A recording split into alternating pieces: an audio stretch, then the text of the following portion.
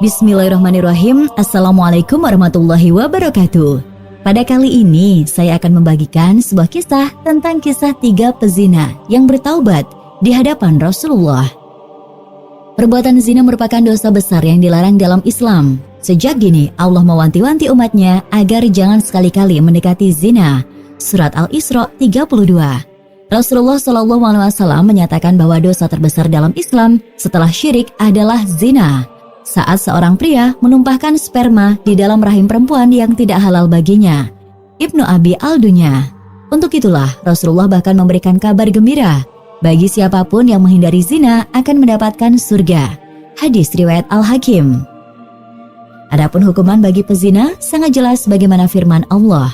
Pezina perempuan dan pezina laki-laki, deralah masing-masing dari keduanya 100 kali. Dan janganlah rasa belas kasihan kepada keduanya mencegah kamu untuk menjalankan agama, hukum Allah.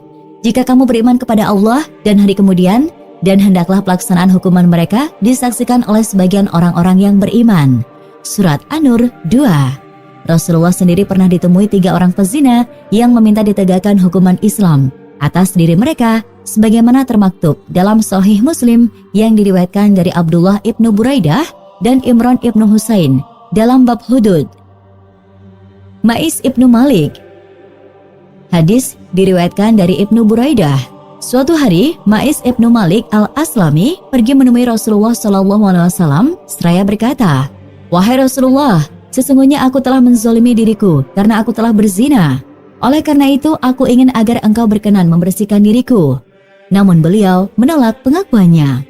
Keesokan harinya dia datang lagi kepada Rasulullah sambil mengadu, "Wahai Rasulullah, sesungguhnya aku telah berzina." Namun beliau tetap menolak pengakuannya yang kedua kalinya. Lalu Rasulullah SAW mengutus seseorang untuk menyelidiki dari kaumnya. "Apakah Ma'is sudah gila?" Mereka menjawab, "Kami tidak tahu, setahu kami dia adalah orang baik dan masih sehat akalnya." Untuk ketiga kalinya, Ma'is ibnu Malik datang menemui Rasulullah SAW meminta hukuman zina. Rasulullah pun menghiraukannya. Lalu beliau mengirimkan seseorang menemui kaumnya untuk menanyakan kembali kondisi kejiwaan Ma'is.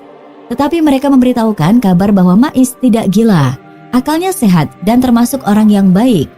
Ketika Ma'is ibnu Malik datang yang keempat kalinya dan masih mengadukan perzinaannya, maka Rasulullah pun memerintahkan untuk membuat lubang eksekusi bagi Ma'is. Akhirnya beliau memerintahkan untuk merajamnya dan hukuman rajam pun dilaksanakan. Hadis riwayat Muslim. Perempuan dari Bani Ghamidiyah. Buraidah melanjutkan, suatu ketika ada seorang perempuan dari Bani Ghamidiyah datang menemui Rasulullah SAW.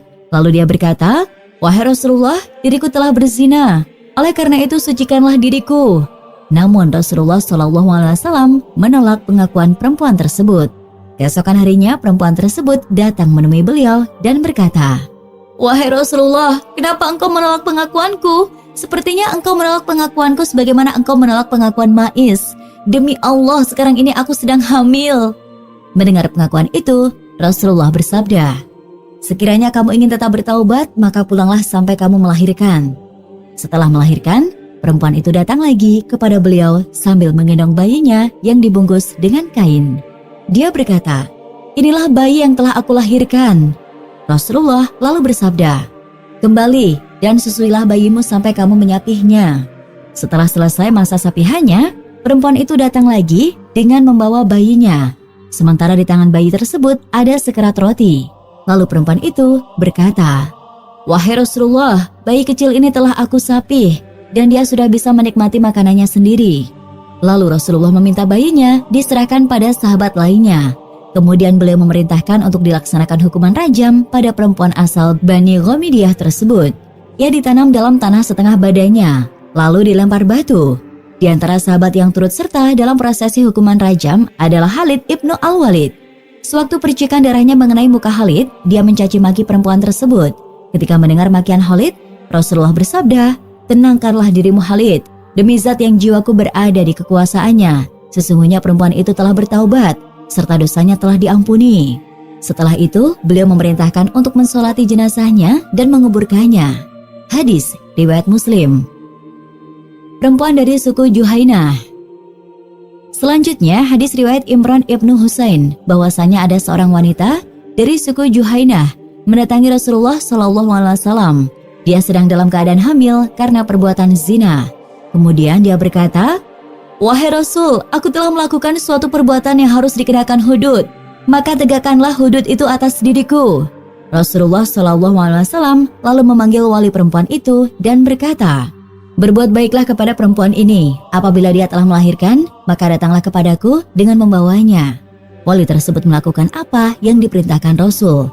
Setelah bayinya lahir dan disapih, lalu Rasul memerintahkan untuk memberi hukuman hudud pada perempuan itu. Singkat kata, perempuan dari suku Juhainah itu diikat, kemudian dirajam dengan batu hingga meninggal. Selanjutnya Rasulullah mensolati jenazahnya.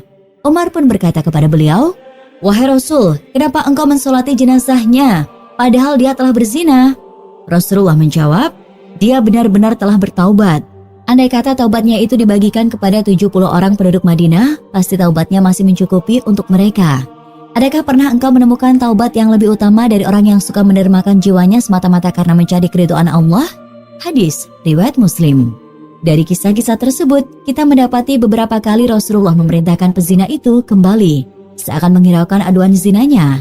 Hal ini mengandung maksud bahwa sekiranya Ma'is dan perempuan dari suku Ghamidiyah dan Juhainah itu benar-benar bertaubat kepada Allah dan merasa cukup dengan taubatnya, maka sejatinya Allah Maha Pengampun dan Maha Penyayang. Namun mereka memaksa hudud ditegakkan seadil-adilnya. Maka Rasulullah pun menetapkan hukuman rajam sebagai pilihan terbaik sesuai keinginan mereka. Rasulullah bersabda, "Barang siapa telah melakukan perbuatan dosa besar, hendaklah ia menutupi dosanya sebagaimana telah ditutupi Allah. Sedangkan orang yang menampakkan dosanya di hadapan kami, niscaya kami akan menegakkan hukuman baginya." Hadis riwayat Al-Hakim dan Al-Baihaqi.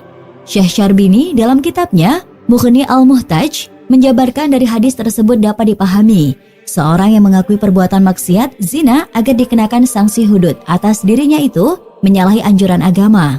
Sebaliknya, seorang yang bergurau telah melakukan suatu perzinaan, maka hal demikian hukumnya haram. Kisah ini menunjukkan betapa sahabat di masa Rasulullah adalah umat terbaik. Mereka memiliki keinginan kuat untuk kembali kepada Allah Subhanahu wa Ta'ala dalam keadaan bersih tanpa dosa. Mereka khawatir bila hanya dengan bertaubat namun tidak sampai nasuha, maka dosanya tetap ada. Oleh karena itu, Ma'is dan perempuan Ghamidiyah senang memilih ditetapkannya hukuman Islam lewat peradilan Rasulullah, bukan dengan cara yang kemungkinan kecil taubatnya bisa diterima. Rasulullah memerintahkan wali perempuan pezina tersebut untuk berbuat baik kepadanya, karena beliau mengkhawatirkan adanya siksaan yang akan diterima perempuan itu lantaran perbuatan zinanya. Sebab ketika anak perempuan telah zina, keluarga itu akan dirundung rasa malu, hingga bisa saja mereka menyakiti si perempuan karena terlampau emosi.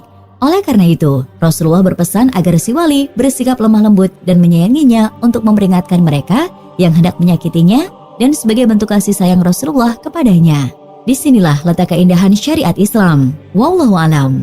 Dan demikianlah kisah kali ini, semoga bisa bermanfaat bagi kita semua.